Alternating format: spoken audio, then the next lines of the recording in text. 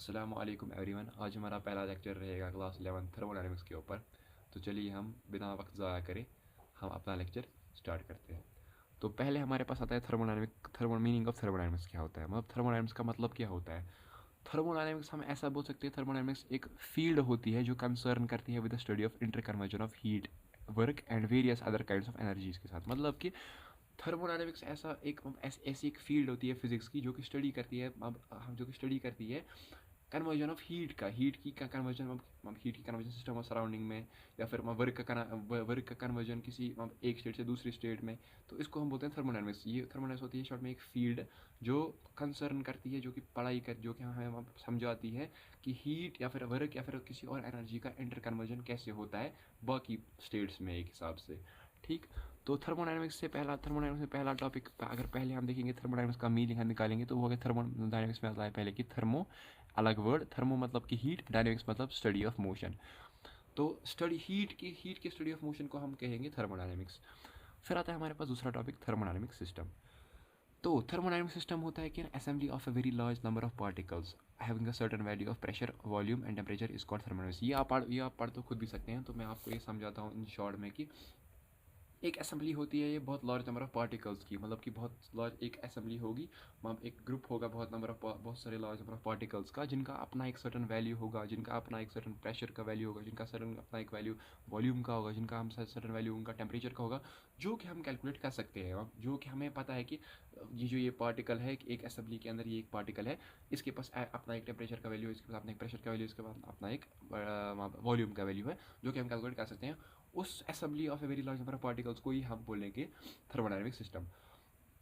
और जिस भी पर्टिकुलर चीज़ के बारे में हम पढ़ाई कर रहे हैं, जिस भी पर्टिकुलर चीज़ के बारे में हम पढ़ रहे हैं, उस चीज़ को हम बताएंगे सिस्टम। और जो चीज़ उस सिस्टम के बगैर जो भी वहाँ पे चीज़ प्रेजेंट होगी, वो हमारे पास उस हो जाएगी सराउंडिंग। फॉर एग्जांपल, अगर मैं इस पेन के बारे में पढ़ रहा हूँ तो पेन मेरा सिस्टम हो जाएगा, और यहाँ पे इर्द गिर्द जितनी भी चीज़ें हैं, टेबल हो जाएगा, ये बुक हो, ये कॉपी हो जाएगी, कुछ भी वो सबके सराउंडिंग में माना जाएगा।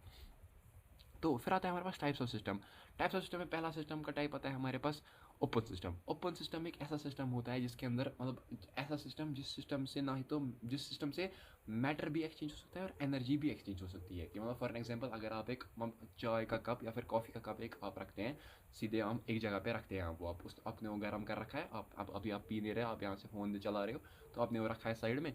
तो उसमें से वाटर वेपर्स निकल रहे हैं ना, तो उसमें से एक तो वो ठंडा भी हो रहा है, मतलब उसमें एनर्जी भी निकल रही है, और वाटर वेपर्स भी निकल रहे हैं, तो एक हिसाब से उसमें मैटर भी निकल रहा है। तो वह सिस्टम को जिसमें से एक तो मैटर भी ट्रांसफ़र हो रहा है और एज वेल एज उसमें एनर्जी भी ट्रांसफ़र हो रही है, एनर्जी भी बाहर निकल रही है, उसको हम बोलेंगे ओपन सिस्टम। मतलब कि जिसमें matter as well as energy जो ट्रांसफ़र हो रही है सिस्टम से सराउंडिंग के बाहर ट्रांसफ़र हो रही है। मतलब मेरा चाय का कप मेरा सिस्टम है, मेरे उस सिस्टम में से एक तो उससे एनर्जी भी निकल रही है सराउंडिंग में, और उससे मैटर भी एज वेल एज निकल रहा है सराउंडिंग में।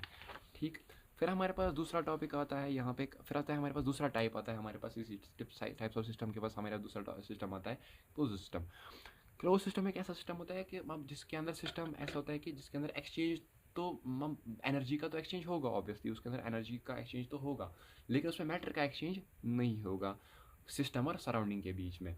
ठीक। जैसे कि अब आपने वही हॉट कॉफ़ी का कप ले लिया, उसको ऊपर से आपने एक ऊपर से वो स्टेनलेस स्टील का एक ढक्कन लगा दिया ऊपर से, तो उसमें से मैटर तो एक्सचेंज नहीं होगा, लेकिन एनर्जी ऑब्वियसली उसमें से फिर भी एक्सचेंज होगी। वो ठंडा ज़रूर हो जाएगा उसमें से, अगर वो गर्म है तो वो ठंडा हो जाएगा, वह एनर्जी उसमें से ज़रूर हो जाएगी, एक्सचेंज हो जाएगी। उसको हम बोलेंगे क्लोज सिस्टम। तो क्लोज सिस्टम इन शॉर्ट ऐसा सिस्टम जिसके अंदर से मैटर ट्रांसफ़र नहीं कर सकता, लेकिन एनर्जी ज़रूर ट्रांसफ़र कर सकती है। फिर तीसरा सिस्टम हमारे पास आता है आइसोलेटेड सिस्टम। आइसोलेटेड सिस्टम एक ऐसा सिस्टम होता है कि जिसमें से ना ही एनर्जी बाहर निकल सकती है, ना ही मैटर बाहर निकल सकता है, ना ही मैटर सिस्टम सराउंडिंग से ट्रांसफ़र हो सकता है, ना ही एनर्जी सिस्टम सराउंडिंग में ट्रांसफ़र हो सकती है। उस सिस्टम को हम बोल सकते हैं आइसोलेटेड सिस्टम। और लेकिन ये आप हमेशा याद रखिएगा कि कोई भी सिस्टम जो है वो 100% आइसोलेटेड कभी नहीं हो सकता है। उसमें वो नहीं तो वो पूरा का पूरा आइसोलेटेड कभी नहीं हो सकता है। उसमें से कुछ ना कुछ अमाउंट ऑफ एनर्जी तो हम एनर्जी को हम बंद नहीं कर सकते हैं, एनर्जी कुछ ना कुछ अमाउंट में एनर्जी तो निकलेगी। आइसोलेटेड होगा वो, उसमें एनर्जी नहीं निकलेगी, लेकिन बहुत कम निकलेगी, लेकिन निकलेगी ज़रूर। कोई भी सिस्टम 100% आइसोलेटेड नहीं हो सकता है। ठीक है। फिर हमारे पास आता है अगला, उसके बाद हमारे पास नया टॉपिक आता है, हो गया macroscopic properties of system. Macroscopic properties of system होता है कि एक properties for example properties of the system which arises from the bulk behaviour of matter, मतलब कि अब जो कि मतलब अगर जो मेरे पास एक असेंबली है मेरे पास पार्टिकल्स की, उन असेंबली में से जो बल्क बिहेवियर निकल रहा है ना, मतलब मेरे पास 100 बच्चे हैं स्कूल में, उन 100 बच्चों में से जो 90 बच्चे मुझे जो बिहेवियर दिखा रहे हैं उसको मैं बोलूँगा उनकी मैक्रोस्कोपिक प्रॉपर्टी वही होगी। तो मैक्रोस्कोपिक प्रॉपर्टीज़ के 2 टाइप्स होते हैं, एक होता है एक्सटेंसिव प्रॉपर्टी, दूसरा होता है इंटेंसिव प्रॉपर्टी। एक्सटेंसिव प्रॉपर्टी ये ऐसा टॉपिक, एक्सटेंसिव प्रॉपर्टीज़ ऐसी प्रॉपर्टीज़ होती हैं जिनका जो मैग्नीट्यूड है वो क्वांटिटी पे डिपेंड करता है। सिस्टम के अंदर जो the properties whose magnitude depends upon the quantity of matter present in system, system के अंदर उनका जो मैग्नीट्यूड है वो क्वांटिटी पे डिपेंड जरूर करेगा। फॉर एग्जांपल मास हो गया, उसके एग्जांपल वॉल्यूम हो गया, सरफेस एरिया हो गया। और दूसरा हो गया इंटेंसिव प्रॉपर्टी। इंटेंसिव प्रॉपर्टी ऐसी प्रॉपर्टीज़ की अभी आप खुद ही समझ गए होंगे कि जिसका मैग्नीट्यूड जो है वो क्वांटिटी पे डिपेंड नहीं करेगा। फॉर एग्जांपल टेम्परेचर हो गया, प्रेशर हो गया, विस्कोसिटी हो गया। और ये जो टॉपिक है ये बहुत इंपॉर्टेंट टॉपिक है, ये हमारे प्रीवियस ईयर पेपर्स में बहुत बार आया है, तो ये आप ज़रूर याद कीजिएगा। फिर उसके बाद आता है हमारे पास नया टॉपिक कि प्रॉपर्टीज़ कौन कौन सी properties use to describe the state of thermodynamic system. Thermodynamic system को हम कौन कौन सी प्रॉपर्टीज़ हम यूज़ करते हैं उसको रिप्रेजेंट करने के लिए, उसको अब एक हिसाब से हम उसको बोले डिस्क्राइब करने के लिए थर्मोडायनामिक सिस्टम को। तो वो होती है हमारे पास ये सारी की सारी लिखी हुई है यहाँ पे। प्रेशर हो गया, टेम्परेचर हो गया, वॉल्यूम हो गया, इंटरनल एनर्जी आपको नहीं पता होगा अभी क्या होता है, आगे पढ़ेंगे हम। एंथैल्पी में हम आगे पढ़ेंगे, एंट्रोपी में हम आगे पढ़ेंगे, फ्री एनर्जी में आगे पढ़ेंगे, और नंबर ऑफ मोल्स। ठीक है, तो पहला हमारे पास यहाँ पे, और हम फिर नई अब नया टॉपिक पे हम जा रहे हैं, वो हो गया thermodynamic system. Thermodynamic system thermodynamic process क्या होता है? थर्मोडायनामिक प्रोसेस होता है कि when thermodynamic system changes from one state to another the operation is called thermodynamic process। Short में जब थर्मोडायनामिक सिस्टम के अंदर कुछ चेंज हो जाती है, स्टेट की चेंज, एक स्टेट से दूसरी स्टेट में थर्मोडायनामिक प्रोसेस हो जाता है। थर्मोडायनामिक सिस्टम का प्रोसेस जो होता है वो किसी एक स्टेट से दूसरी स्टेट में होता है, उसी को हम बोलते हैं थर्मोडायनामिक प्रोसेस। अब इसके टाइप्स हैं, तो इसके टाइप पहला आता है इसका type adiabatic process. Adiabatic process एक ऐसा प्रोसेस होता है कि अब ये तो पहले आप याद रखिए कि ये सिर्फ आइसोलेटेड प्रोसेस सिस्टम में पॉसिबल होगा। आइसोलेटेड सिस्टम मैंने आपको इससे पहले पढ़ा दिया, जिसके अंदर मैटर और एनर्जी का ट्रांसफर बिल्कुल नहीं होगा सिस्टम और सराउंडिंग के बीच में। तो एडियाबैटिक प्रोसेस एक ऐसा प्रोसेस है जो कि प्रोसेस तो हो जाएगा, वो ऑपरेशन जो होगा वो कंप्लीट हो जाएगा, लेकिन उसमें कोई भी एक्सचेंज ऑफ हीट नहीं होगी, उसमें कोई भी एक्सचेंज ऑफ एनर्जी नहीं होगी सिस्टम और सराउंडिंग के बीच में। इसे बोलते हैं एडियाबैटिक प्रोसेस। जब सिस्टम और सराउंडिंग के बीच में कोई हीट की एनर्जी ट्रांसफर होगी नहीं, तो क्यू जो होता है, क्यू हम जिससे हीट को जिससे हम रिप्रेजेंट करते हैं क्यू, वो हमारा जीरो हो जाता है, क्योंकि क्यू में कुछ चेंज आई ही नहीं है, ना ही वो बाहर गई है ना ही वो अंदर गई है, तो क्यू हमारे पास जीरो हो जाएगा। और ये सिर्फ आइसोलेटेड सिस्टम में ही आइसोलेटेड सिस्टम में ही पॉसिबल होता है। फिर दूसरा टाइप होता है हमारे पास आइसोथर्मिक प्रोसेस। आइसोथर्मिक प्रोसेस होता है ऐसा प्रोसेस होता है जिसके अंदर अब थर्मोडायनामिक प्रोसेस हो जाएगा, लेकिन उसके अंदर जो है टेम्परेचर कांस्टेंट रहेगा। ठीक, उसके अंदर टेम्परेचर कांस्टेंट रहेगा। टेम्परेचर कांस्टेंट होने पे ही हमारा जो ऑपरेशन है, हमारा जो प्रोसेस है वो कंप्लीट हो जाएगा।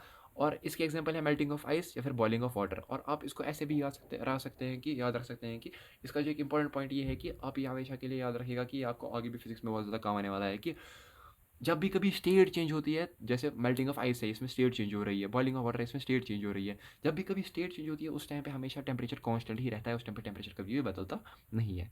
फिर हमारे पास आता है आइसोक्रोनिक प्रोसेस। आइसोक्रोनिक प्रोसेस की अब ऐसा प्रोसेस जिसके अंदर प्रोसेस ऑपरेशन तो हो जाएगा लेकिन कांस्टेंट वॉल्यूम पे हो जाएगा। वह उसी की वैसा ही आता है एक और प्रोसेस की आइसोबारिक प्रोसेस। आइसोबारिक प्रोसेस जिसके अंदर प्रेशर कांस्टेंट रहेगा, ये भी इसी टाइप वैसा ही है कि जिसके अंदर प्रोसेस हो जाएगा लेकिन प्रेशर कांस्टेंट रहेगा।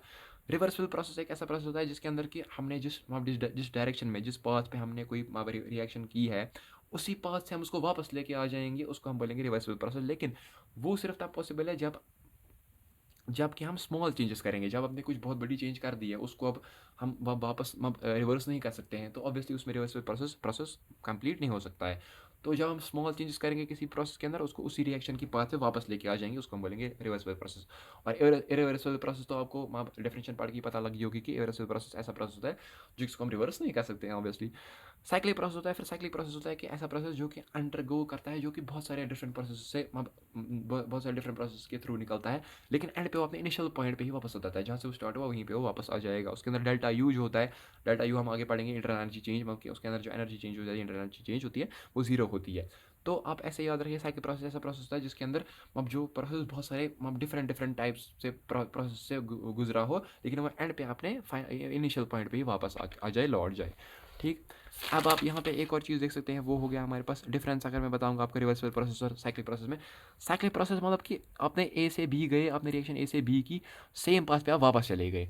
साइक्लिक प्रोसेस में आप पहले ए से बी गए, बी से सी गए, सी से डी गए, डी से ए गए, मतलब कि आप मतलब फॉर एन एग्जांपल आप घर से निकले, आप दुकान तक गए, आप दुकान से वापस आ गए घर ही।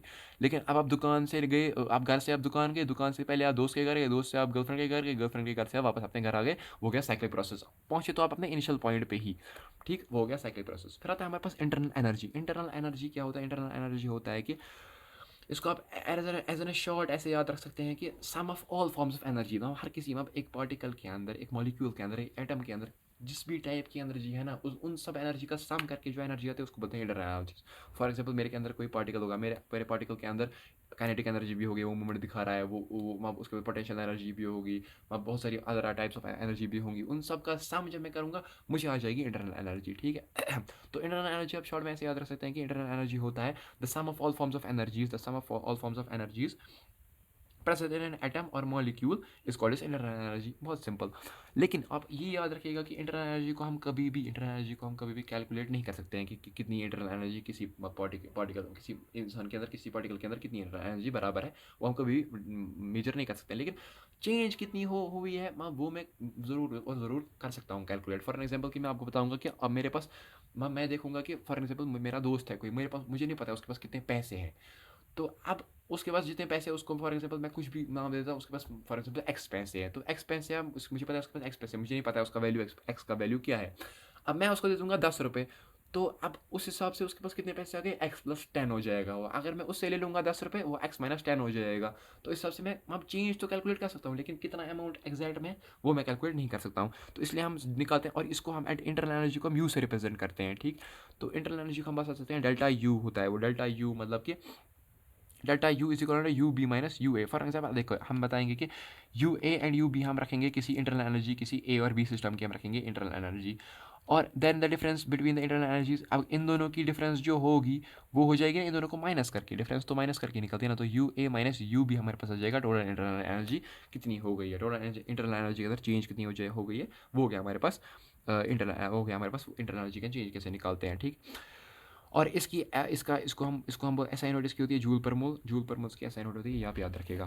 फिर आता है हमारे पास नया टॉपिक होता है mode of transference of energy between system and surrounding. हम ऐसे मोड्स होते हैं, कौन कौन से मोड्स होते हैं जिससे हम सिस्टम एंड सराउंडिंग के बीच में एनर्जी ट्रांसफर कर सकते हैं।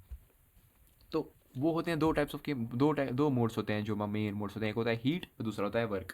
इन्हीं दो मोड से हम सिस्टम और सराउंडिंग के अंदर ट्रांसफर कर सकते हैं एनर्जी का, ठीक है। तो पहला आता है हीट, हीट या फिर हम देंगे, या फिर किसी सिस्टम को हम हीट देंगे, या फिर किसी सिस्टम से हम हीट लेंगे, तो ऑब्वियसली वो हो गया एक। दूसरा हो गया वर्क, हम किसी सिस्टम पे हम वर्क करेंगे, किसी सिस्टम से हम वर्क करवाएंगे, वो हो गया दो मोड्स ऑफ ट्रांसफरेंस एनर्जी के। तो पहला अगर मैं बताऊँ, पहला आता है हीट। हीट को हम रिप्रेजेंट करते हैं क्यू से, जो मैंने आपको स्टार्टिंग में ही बताया था। अब energy exchange between the system and heat क्या होता है, हीट शॉर्ट में होता है एनर्जी जो एक्सचेंज हो जाएगी सिस्टम और सराउंडिंग के बीच में टेम्परेचर डिफरेंस की वजह से। मतलब किसी एक सिस्टम एक सराउंडिंग है, इन दोनों के बीच में जो टेम्परेचर डिफरेंस है उसकी वजह से किसी एक में, फॉर एग्जाम्पल किसी एक में ज़्यादा किसी एक में ज़्यादा एनर्जी, किसी एक में कम एनर्जी है, तो जो एनर्जी ट्रांसफर होगी, एनर्जी आपको पता है, सबको पता है एनर्जी जो होती है वो हायर बॉडी से लोअर बॉडी में ट्रांसफर होती है, ठीक है। तो जब वो उससे ट्रांसफर हो जाएगी, तो उसी ट्रांसफर उसको हम बोलेंगे, वो टेम्परेचर डिफरेंस की वजह से होगी ना, तो उसी को हम बोलेंगे हीट। शॉर्ट में एनर्जी एक्सचेंज बिटवीन सिस्टम और सराउंडिंग के बीच में एनर्जी एक्सचेंज होगी टेम्परेचर डिफरेंस की वजह से, उसको हम बोलेंगे हीट। तो अब हीट है, हमें देखना है कि हीट नेगेटिव कब हो सकती है, पॉजिटिव कब हो सकती है, वो साइन कन्वेंशन चीज़ की हमें देखनी होगी। तो जब सिस्टम जो हमारा है वो गेन करेगा ना हीट, तो ऑब्वियसली पॉजिटिव आ जाएगी, क्योंकि जब आप कभी कोई चीज़ गेन करते हो, जब आपको पैसे मिल जाएंगे, तो आपने पैसे लिए हैं तो आपको पैसे मिल गए, तो वो आपको तो पैसे पॉजिटिव में आ जाएंगे ना। लेकिन अगर आप पैसे अब दोगे, या फिर अब आप किसी और को पैसे दोगे, तो आपके पास वो पैसे नेगेटिव में माइनस हो जाएंगे आपसे पैसे। तो वैसा ही इसमें भी होता है कि हीट अगर गेन करेगा सिस्टम तो पॉजिटिव ऑब्वियसली, और अगर हीट वो लूज़ करेगा या फिर इवॉल्व करेगा, तो अब हीट बनाएगा, तो हीट उसको खुद ही बना रहा है, तो हीट जब बनाएगा तो वो नेगेटिव में आ जाएगा, ठीक है। तो सिंपल में हम याद रखेंगे कि हीट जब गेन करता है सिस्टम तो पॉजिटिव में, और जब हीट लूज़ करता है सिस्टम में, फिर इवॉल्व करता है सिस्टम, तो नेगेटिव में। फिर हमारे पास आ जाता है नया टॉपिक, होता है वर्क। अब बताया वर्क, जो मैंने बताया कि दूसरा मोड ऑफ ट्रांसफर वर्क होता है। तो वर्क से भी हम कर सकते हैं इंटरनल एनर्जी सिस्टम के अंदर, सिस्टम और सराउंडिंग के अंदर ट्रांसफर, ठीक है।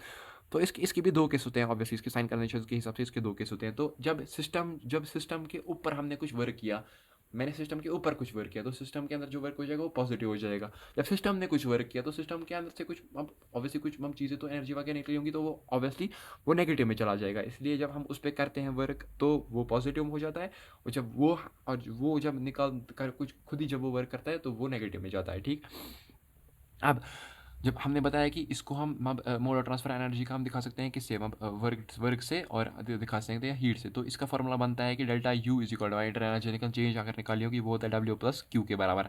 अगर आप आपके कुछ केसेस होते हैं ऐसे कि अगर work done by system but heat is supply to the system, मतलब सिस्टम ने वर्क डन किया तो सिस्टम ने जब वर्क डन किया तो वर्क डन उसका नेगेटिव में आ जाएगा, यहाँ पे जैसे मैंने लिखा है नेगेटिव में वर्क डन। लेकिन हमने उसको एनर्जी दी, हीट हमने उसको दी तो हीट पॉजिटिव में आ जाएगी, तो ये आ जाएगा वर्क डन नेगेटिव में, ये आ जाएगा पॉजिटिव में, हो जाएगा W minus W plus Q के बराबर। लेकिन अब अगर हम वर्क डन करेंगे सिस्टम के ऊपर और हीट उसे निकलवाएंगे तो वर्क डन पॉजिटिव, और लेकिन हीट जो हो जाएगा वो नेगेटिव हो जाएगी, तो डब्ल्यू माइनस क्यू हो जाएगा वो। ठीक, ये आप याद रखिएगा। फिर आती है हमारे पास एक डेरिवेशन, वो होती है हमारे पास प्रेशर वॉल्यूम वर्क की डेरिवेशन। ठीक है, प्रेशर वॉल्यूम वर्क की हम इसको हम आइसोबारिक भी बोल सकते हैं। आइसोबारिक हमने इससे पहले ही पढ़ा कि वॉल्यूम कॉन्स्टेंट पे। ठीक है, तो फिर आता है हमारे पास pressure volume work. Pressure volume work की डेरिवेशन ये है कि आइसोबारिक प्रोसेस में जिसके अंदर प्रेशर कांस्टेंट होता है, तो ये होता है it is the work done when the gas expands और contracts against the external pressure. जब हम कुछ एक्सटर्नल प्रेशर देते हैं किसी, फॉर एग्जांपल देखिए आप, ये हमारे पास कंटेनर है, इस कंटेनर के अंदर कुछ गैस भरी हुई है, ये मैंने ऊपर से पिस्टन लगा दिया। अगर आप लोगों ने माइनक्राफ्ट खेली होगी तो माइनक्राफ्ट के अंदर पिस्टन होता है, तो ये अगर फॉर ये मेरा पिस्टन है तो मैंने इस पिस्टन को दबा दिया। इस पिस्टन को मैंने जब दबा दिया तो ये इसका देखो, ये पहले इसमें इसका पूरा का पूरा वॉल्यूम है कि ये पूरा का पूरा रीजन था, लेकिन जब मैंने इसको ये दबा दिया, पिस्टन नीचे आ गया, तो पिस्टन नीचे आ गया तो ये डिफरेंस होगी ना, तो ये जो डिफरेंस हो गई इसको बोलेंगे डेल्टा एक्स। डिस्प्लेसमेंट कितनी होगी डेल्टा एक्स।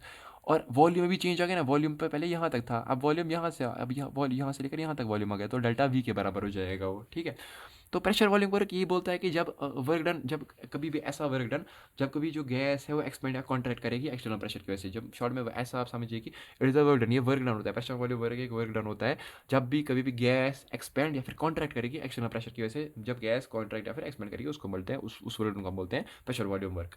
ठीक है, तो इसमें हम निकालेंगे, देखिए हम अगर इसमें निकालेंगे डब्ल्यू, इसमें हमें पता है कि हमें नहीं पता है कि हम कितना बहुत बड़ा चेंज हो गया, छोटा चेंज हो गया, तो इसलिए हम छोटा लेते हैं, तो हम लिखते हैं D W is equal to F D X. ठीक है, तो ये हमारे पास फॉर्मूला बहुत पहले हम ये मोशन, ये हमारे पास लॉज ऑफ मोशन से हमारे पास ये आई है, वर्क प्रॉपर एनर्जी से हमारे पास ये आई है, तो हम लिखते हैं D W is equal to F D X. ये आपको बस स्टार्टिंग, आप अगर किसी भी आप डेरिवेशन की स्टार्टिंग याद रख लेंगे फिर आपको खुद ही आ जाएगी, करनी है, मेरी गारंटी है। तो D W is equal to F D X आ जाता है हमारे पास।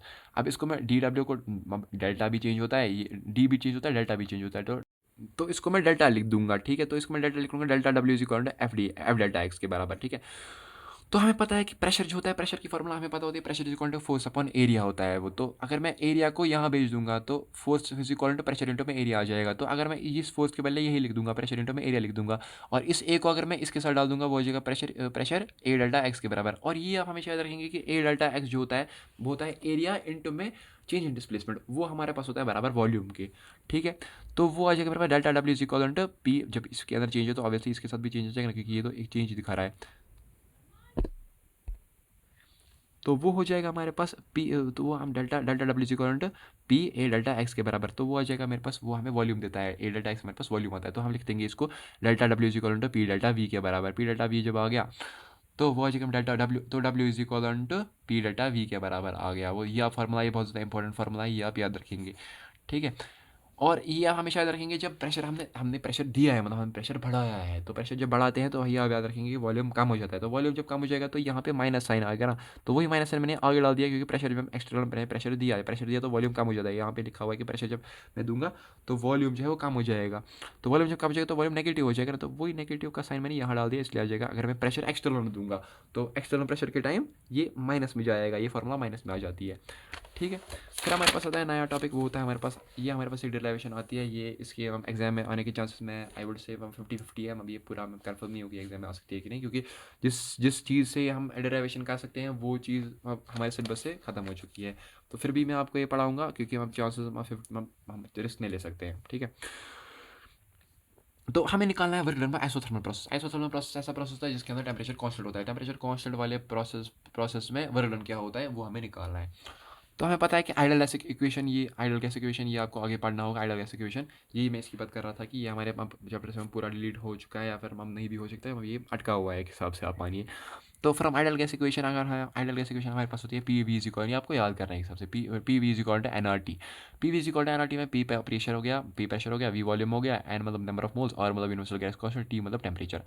तो इसमें आइसोथर्मल प्रोसेस में टेम्परेचर कांस्टेंट होता है, तो आइसोथर्मल प्रोसेस में टेम्परेचर कांस्टेंट होगा, तो P V is equal to N R T में number of moles obviously constant, और भी universal gas constant obviously constant है भी, तो टेम्परेचर भी अगर कांस्टेंट हो गया तो ये पूरा का पूरा तो कांस्टेंट हो जाएगा ना। तो अगर मैं पी प्रेशर का मैं प्रेशर निकालूंगा, मैं प्रेशर इसमें से निकालूंगा, तो वी में यहाँ भेजूंगा, P is equal to N R T upon V हो जाएगा वो। अब अगर मैं अब मुझे वर्क डन निकालना है, तो वर्क डन के अगर मैं फॉर्मूला लिखूँ जो मैंने इससे पहले ये डिराइव की प्रेशर वॉल्यूम वर्क से, वो जो delta W is equal to P delta V के बराबर, पी के बदले अगर मैं डाल दूंगा यहाँ पे N R T upon V डाल दिया मैंने वो, तो इसको मैं इंटीग्रेट कर दूंगा। इंटीग्रेट यहाँ पे मैथ्स का काम है, तो यहाँ पे मैं उस पर आपको कुछ नहीं बता सकता, वो आपका इंटीग्रेशन डिफरेंशिएशन आपको बहुत ज़्यादा ज़रूरी है। तो जब मैं इसको इंटीग्रेट कर लेता हूँ तो ये आ जाता है, देखो एन आर टी तो हमारे पास कॉन्स्टेंट, एन आर टी जब कॉन्स्टेंट है वो बाहर आ जाएगा, तो अब वन अपॉन वी आ जाएगा, और इसमें लिमिट आ जाएगी V one upon V two, V one V two आ जाएगी लिमिट, और डी वी आ जाएगा ऐसी। तो इसकी इंटीग्रेशन होती है लॉग वी के बराबर, और लिमिट्स वापस यहाँ पे लिख देंगे। लिमिट्स हम इसके अंदर डाल दूंगा log V two minus V one, और log V two minus log V one आ जाएगा मेरे पास। तो log V two minus V one, ये आप याद रखिएगा कि log A minus log B, यहाँ पे log A minus log B की फॉर्म में था ना ये log V two minus V one, तो उसको हम लिख सकते हैं लॉग ए अपन बी, हम लिख सकते हैं उसको। तो लॉग ए अपन बी जब मैं उसको लिखूंगा तो हो जाएगा V two upon V one के बराबर। और ये जो लॉग है ये कॉम्प्लेक्स लॉग है, इसको हम अगर हमें सिंपल लॉग में कन्वर्ट करना है, लॉग 10 में अगर इसको हमें कन्वर्ट करना है, लॉग 10 मतलब सिंपल लॉग में, तो उसके लिए हम 2.303 इंटू कर देते हैं, तो वो जगह W is equal to N R T into 2.303 log V two upon V one के बराबर। तो वो जगह W is equal to 2.303 N R T log V two upon V one के बराबर। ये हो गया हमारे पास आइसोथर्मल प्रोसेस के लिए वर्क डन। लेकिन ये हो गया प्रेशर, ये हो गया हमारे पास वॉल्यूम के, इसमें वॉल्यूम के इन टर्म्स ऑफ वॉल्यूम हो गया। अगर हमें प्रेशर के वो इन टर्म्स में निकालना होगा, तो हमें पता है बॉयल लॉ भी आपको आगे पढ़ना होगा। बॉयल लॉ होता है कि P one V one is equal to P two V two. तो पी वन वी वन में अगर मैं यहाँ से ये इसको ट्रांसफर कर दूंगा, एक को ट्रांसफर वहाँ, एक को ट्रांसफर यहाँ, तो पी को ट्रांसफर इस साइड से, तो P one upon P two is equal to V two upon V one आ जाएगा। तो जब इसके, अब मैं इसके पहले ये तो यहाँ पे लिखा है ना, तो इसके पहले मैं ये डाल दूंगा W isothermal work is equal to 2.303 N R T log P one upon P two आ जाएगा, वो हो जाएगा work done for isothermal process, ठीक है, इन टर्म्स ऑफ प्रेशर। तो फिर आता है हमारे पास first law of thermodynamics. First law of thermodynamics होता है ये कि energy can neither be created not destroyed but only transfer from one system to surrounding. System और ये तो आपने पढ़ा ही होगा बहुत बचपन में कि एनर्जी ना क्रिएट हो सकती है ना डिस्ट्रॉय हो सकती है, सिर्फ ट्रांसफर हो सकती है सिस्टम और सराउंडिंग के बीच में। हमने फार्मूला पढ़ा एनर्जी का, यदि delta U is equal to W plus Q के बराबर। तो delta U W plus Q के बराबर, डब्ल्यू के बदले अगर मैं लिखूंगा जो हमने प्रेशर वाले वर्ग से निकाला, माइनस पी डेल्टा वी लिख दूंगा मैं यहाँ पे। तो माइनस पी डेल्टा वी हमने जब लिखा, तो माइनस पी डेल्टा वी जब हमने लिखा यहाँ पे, तो हमने अभी उससे पहले हमने अभी आइसोथर्मल प्रोसेस में देखा ना P V is equal to N R T भी होता है। तो जब हमने पिछले बार हमने अभी यहाँ पे देखा कि यहाँ पे जब हमने देखा कि यहाँ पे वॉल्यूम में चेंज है, तो जब इसमें यहाँ पे भी हमें वॉल्यूम में चेंज लिखनी पड़ेगी, तो P W delta is equal to N R T. अब टेम्परेचर नहीं तो टेम्परेचर में चेंज होगी, नहीं तो नंबर ऑफ मोल्स चेंज होगा, क्योंकि आर तो कांस्टेंट रहेगा हमेशा के लिए। तो इसमें मैं ये भी डाल सकता हूँ कि delta U is equal to Q मैंने आगे ला दिया, माइनस में तो हो जाएगा ना Q minus delta P delta we, जो मैंने पिछले वाले पेज पे लिखा था। तो पी डेल्टा वी के वाले में लिख सकता हूँ ऊपर जो मैंने निकाला अभी Q minus delta N R T, जिसके अंदर नंबर ऑफ मोल चेंज हो रहे होंगे, या फिर delta U is equal to Q minus N R delta T, इसके अंदर टेम्परेचर चेंज हो रहा होगा। ठीक, ये हो गया हमारा यहाँ पे एक और टॉपिक खत्म। फिर आता है हमारे पास एंथैल्पी। एंथैल्पी आप इन शॉर्ट याद रखेंगे कि एक एनर्जी जो लगेगी for one mole of substance is called enthalpy. Energy जो एक मोल ऑफ सब्सटेंस की एनर्जी को हम एंथैल्पी बोलते हैं। शॉर्ट में एक मोल ऑफ सब्सटेंस की एनर्जी को हम एंथैल्पी बोलते हैं। इसकी ऐसा यूनिट होगी जूल पर मोल, और इसकी कॉमन यूनिट होगी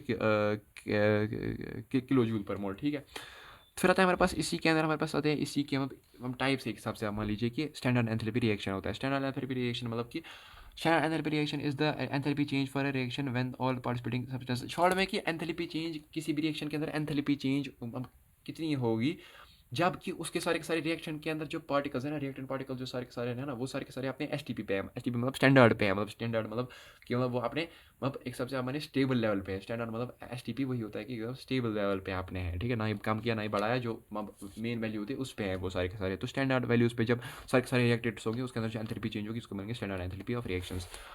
फिर हमारे पास आता है कि enthalpy change during phase transformation. Phase transform की एनर्जी कितनी रिक्वायर होगी, या फिर कितनी एनर्जी मुझे रिक्वायर होगी, कितनी एनर्जी फिर मुझे इवॉल्व होगी ड्यूरिंग स्टेट चेंज। किसी एक मोल ऑफ सब्सटेंस का अगर मुझे स्टेट चेंज करना है, ठीक है, फेज ट्रांसफर मतलब स्टेट चेंज करना, फेज ट्रांसफर करना मतलब स्टेट चेंज करना, तो किसी भी एक मोल ऑफ सब्सटेंस का अगर मुझे ये फेज ट्रांसफर स्टेट चेंज करनी है, उसके लिए मुझे कितनी एनर्जी लगेगी, उसको बोलेंगे enthalpy change during phase transformation.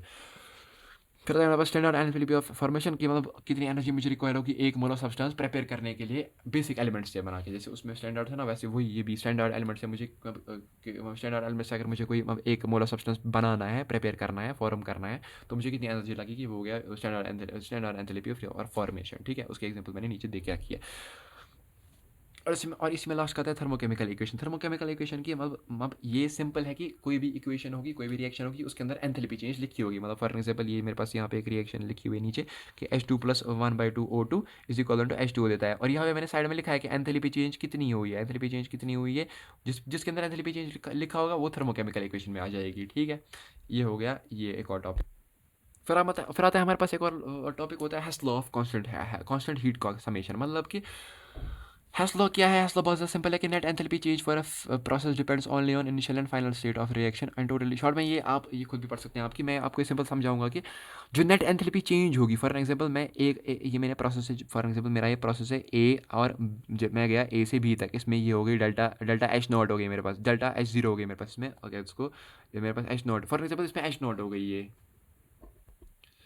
फिर आता है हमारे पास हेस लॉ। मतलब Hess law of constant summation of constant heat summation. मतलब ये बोलता है शॉर्ट में कि नेट एंथैल्पी चेंज कितनी होगी किसी भी प्रोसेस में। फॉर एग्जांपल ये प्रोसेस है ए से बी गया मैं, ये मेरा एक प्रोसेस है, इसमें जो मेरे पास चेंज होगी ना वो होगी डेल्टा H0 हो गई मेरे पास, डेल्टा H0 हो गई वो मेरे पास। अब वैसे अगर मैं आप कहीं भी फिर मैं कहीं भी जाऊँगा, अब ए से सी जाऊँगा, सी से डी जाऊँगा, सी से डी से ई जाऊँगा, ठीक है ना, वापस मैं बी पे ही आऊँगा, बी पे वापस आके ही वो भी H0 ही वापस मिलेगा मुझे। मतलब कि नेट एंथैल्पी चेंज जो होती है ना, वो सिर्फ वो पाथ पे डिपेंड नहीं करती है, वो सिर्फ इनिशियल और फाइनल पॉइंट पे डिपेंड करती है। मतलब मैं ए से बी, अगर जब मैं ए से बी डायरेक्ट गया, तो ए से बी डायरेक्ट जाने पे मुझे जो एंथैल्पी की चेंज आई वो आ जाएगी, वो आ गई मेरे पास डेल्टा H0। अब मैं पहले ए से सी गया, फिर सी से डी गया, फिर डी से ई गया, डी से ई से बी गया, तो इसकी ए से सी हो गया डेल्टा H1, ए से हो गया delta H2, delta H3, delta H4। इन चारों का जब मैं सम करूंगा ना, वो मेरे पास H0 ही आ जाएगा जो मैं डायरेक्ट गया था ए से बी। ठीक है, तो इस शॉर्ट में बोलता है कि नेट एंथैल्पी चेंज होता है वो डिपेंड नहीं करता है बिल्कुल भी हमारा इस पे इनिशियल, वो सिर्फ फाइनल और इनिशियल पॉइंट पे डिपेंड करता है, वो पाथ पे डिपेंड नहीं करता है किस पाथ से मैं वो रिएक्शन अपनी करूँगा।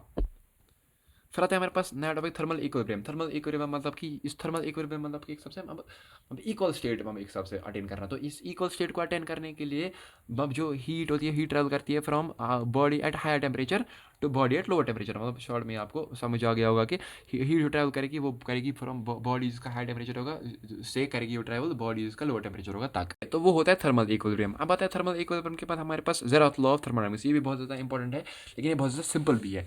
तो ज़ेरोथ लॉ ऑफ थर्मोडायनामिक्स ये बोलता है कि अगर सिस्टम, देखो सिस्टम भाई हमारे पास एक सिस्टम है, तो इसमें सिस्टम ए है, सिस्टम सी है, सिस्टम बी है।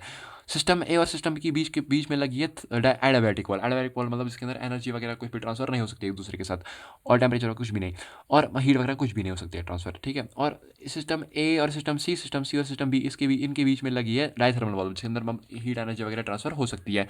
तो ये बोलता है कि जब ए सिस्टम सी के साथ इक्विलिब्रियम में है और सिस्टम सी सिस्टम बी के साथ इक्विलिब्रियम में है, तो ये बोलता है कि सिस्टम ए और सिस्टम बी भी आपस में इक्विलिब्रियम में होंगे। तो यहाँ पे स्टेटमेंट में यही लिखा हुआ है।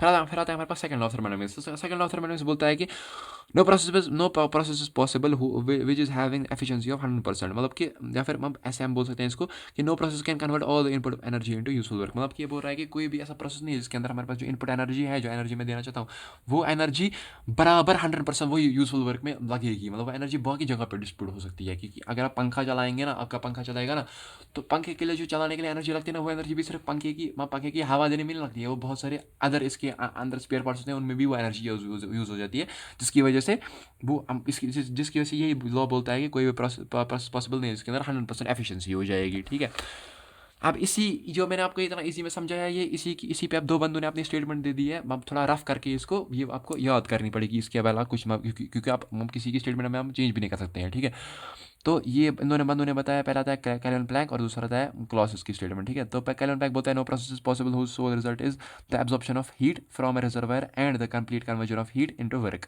ये भी यही बोल रहा है जो मैंने आपको बताया कि 100% यूजफुल वर्क में नहीं ट्रांसफर हो सकती है कोई भी एनर्जी। क्लॉसियस भी यही बोलता है no process is possible whose sole result is the transfer of heat from a colder object to a hotter object. अगर आपको एग्जाम में लिखा है कि सेकंड लॉ थर्मोडायनामिक्स को स्टेट करो, तो आप सिंपल ये लिखिए डेरिवेशन, सिंपल इसकी ये डेफिनेशन लिखिएगा जो मैंने आपको बताई। लेकिन अगर आपको इन दोनों में से किसी एक स्टेटमेंट पूछी होगी तो आपको वही लिखनी है और वो बराबर वर्ड टू वर्ड होनी चाहिए, क्योंकि उसमें स्टेटमेंट हम किसी के साथ छेड़छाड़ नहीं कर सकते हैं किसी भी स्टेटमेंट के साथ।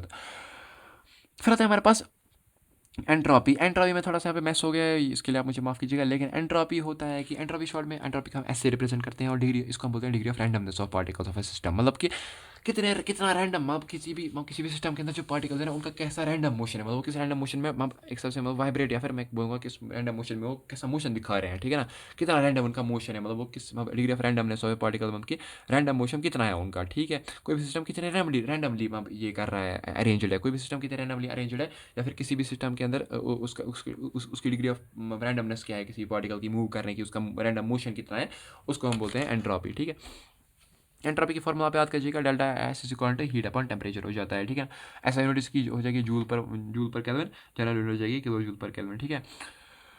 तो ये आप याद रखिएगा कि हम देखो हमें पता है कि भाई सॉलिड पहले देखो सॉलिड होता है, लिक्विड होता है, गैसेस होता है, तीन स्टेट्स ऑफ मैटर होती है। सॉलिड लिक्विड गैस में सबसे ज़्यादा हम कंपैक्ट, जिसमें अंदर हम सबसे ज़्यादा हम कॉन्टैक्ट करके सारे पार्टिकल्स बैठे होते हैं, सॉलिड में। फिर होता है लिक्विड में, फिर होता है गैसेस में। तो सबसे ज़्यादा फ्रीली मूव कौन करेगा, जिसका सबसे ज़्यादा डिग्री ऑफ रैंडमनेस किसकी होगी गैसेस की, ऑब्वियसली। तो अगर आप इसमें एग्जांपल है कि इफ़ अगर आपके एमसीक्यू में आ सकता है कि इफ़ यू मेल्ट आइस, अगर हम आइस को मेल्ट करेंगे, आइस मेल्ट करके लिक्विड में जाएगी, तो सॉलिड से जब लिक्विड में जाएगी तो सॉलिड की बहुत ज़्यादा, सॉलिड में बहुत ज़्यादा कंपैक्ट होते हैं, लिक्विड में वो थोड़े से खुल जाएंगे। तो जब वो खुल जाएंगे उनकी रैंडमनेस एंट्रोपी जो है वो बढ़ जाएगी, रैंडमनेस डिग्री ऑफ रैंडमनेस बढ़ जाएगी, मोशन उनका रैंडम मोशन उनका बढ़ जाएगा, तो एंट्रोपी इसमें बढ़ेगी।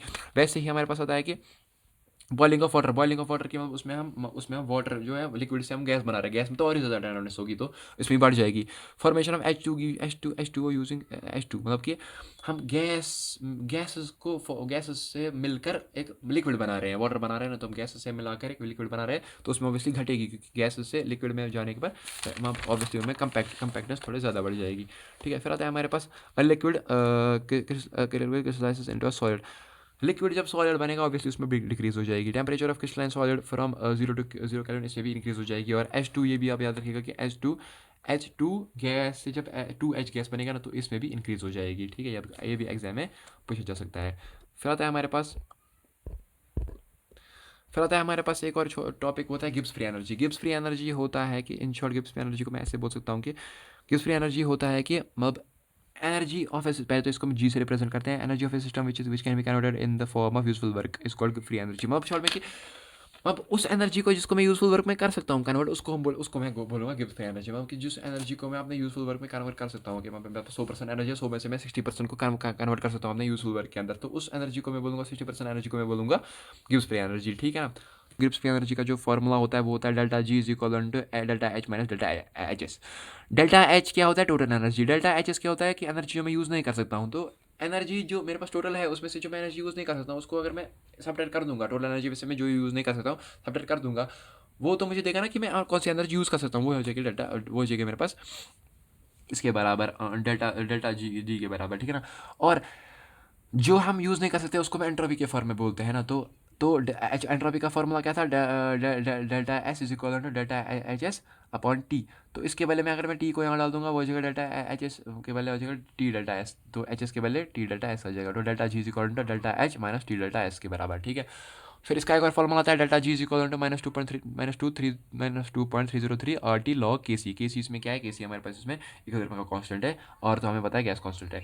अब बताइए इसी के अंदर दो प्रकार के, हम दो टाइप्स के हिसाब से हो सकते हैं कि ये नेगेटिव कब होगा, ये पॉजिटिव होगा, साइन कन्वेंशन में बोल सकता हूँ। तो ये कब पॉजिटिव कब नेगेटिव होगा, तो नेगेटिव तब होगा जब ये प्रोसेस स्पॉन्टेनियस होगा। स्पॉन्टेनियस मतलब कि जो अपने आप हो जाता है। मैंने आपको स्टार्टिंग में बोला जो अपने आप हो जाएगा वो नेगेटिव में जाएगा, और जब जिस पे हमको करना पड़ेगा कुछ भी प्रोसेस वो पॉजिटिव में चला जाएगा। तो नॉन स्पॉन्टेनियस मतलब जो अपने आप नहीं होगा, स्पॉन्टेनियस में जब तो अपने आप हो जाएगा, अपने आप जब हो जाएगा तो नेगेटिव में, जब अपने आप नहीं हो जाएगा मतलब करना पड़ेगा उस पर प्रोसेस, तो वो पॉजिटिव में जाएगा, ठीक। और यहाँ पे जो है हमारा ये चैप्टर ख़त्म होता है, और इसी के साथ मैंने अपने सारे के सारे यहाँ पे टॉपिक्स आपके कवर कर लिए हैं। और अगर आपको कोई डाउट होगा किसी भी टॉपिक के रिलेटेड तो आप मुझे वो कमेंट सेक्शन में ज़रूर पूछ सकते हैं। और अगर आपको ये जो वीडियो है वो आपको समझ आई होगी, आपको चैप्टर सारा सारा समझ आया होगा, तो मेरे चैनल को सब्सक्राइब ज़रूर कीजिएगा और मेरे इस वीडियो को लाइक कीजिएगा।